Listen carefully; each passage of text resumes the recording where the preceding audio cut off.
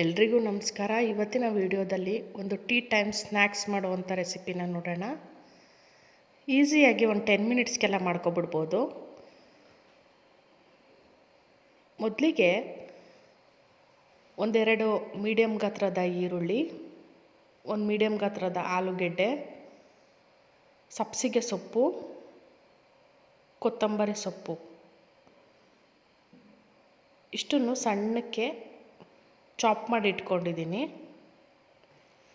ಇವೆಲ್ಲ ಒಂದು ಬೌಲ್ಗೆ ಹಾಕ್ಕೊಂಡು ಜೊತೆಗೆ ಒಂದು ಬೌಲಷ್ಟು ಕಡಲೆ ಹಿಟ್ಟನ್ನು ಆ್ಯಡ್ ಮಾಡಿಕೊಂಡು ರುಚಿಗೆ ಅನುಸಾರವಾಗಿ ಉಪ್ಪನ್ನು ಹಾಕ್ಕೊಂಡು ಒಂದು ಚಿಟಿಕೆ ಸೋಡಾ ಹಾಕಲಿಲ್ಲ ಅಂತ ಅಂದರೆ ಬಜ್ಜಿ ಸಾಫ್ಟಾಗಿ ಬರೋದಿಲ್ಲ.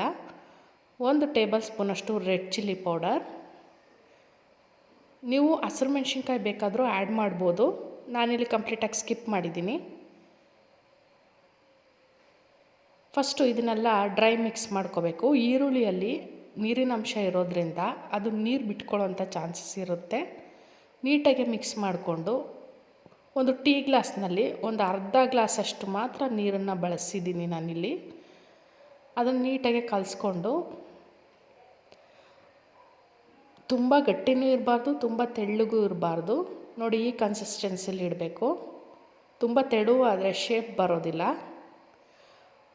ನಂತರ ಒಂದು ಬಾಣಲೆಗೆ ಎಣ್ಣೆನ ಹಾಕ್ಕೊಂಡು 1 by 1 ಬೋಂಡನ ಹಾಕ್ಕೋಬೇಕು. ನಿಮ್ಗೆ ಯಾವ ಶೇಪಲ್ಲಿ ಬೇಕೋ ಆ ಶೇಪನ್ನು ಹಾಕ್ಕೊಳ್ಳಿ. ಕೈಲಾದರೂ ಹಾಕ್ಕೋಬೋದು, ಇಲ್ಲ ಸ್ಪೂನಲ್ಲಾದರೂ ಹಾಕ್ಕೋಬೋದು. ಇಲ್ಲಿ ನಾನು ಸಣ್ಣದಾಗಿ ಹಾಕ್ಕೋತಾ ಇದ್ದೀನಿ. ಇದನ್ನು ಗೋಲ್ಡನ್ ಬ್ರೌನ್ ಆಗೋ ಗಂಟ ಫ್ರೈ ಮಾಡಿಕೊಂಡ್ರೆ ಬೋಂಡ ರೆಡಿ ಆಗುತ್ತೆ. ಟೀ ಟೈಮ್ಗೆ ಒಂದು 15 ಮಿನಿಟ್ಸಲ್ಲೆಲ್ಲ ರೆಡಿ ಮಾಡ್ಬೋದು.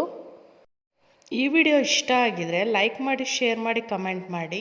ಹಂಸ ಡಿಲಿಷಿಯಸ್ ಚಾನಲ್ ಸಬ್ಸ್ಕ್ರೈಬ್ ಮಾಡ್ಕೊಳ್ಳಿ. Thank you.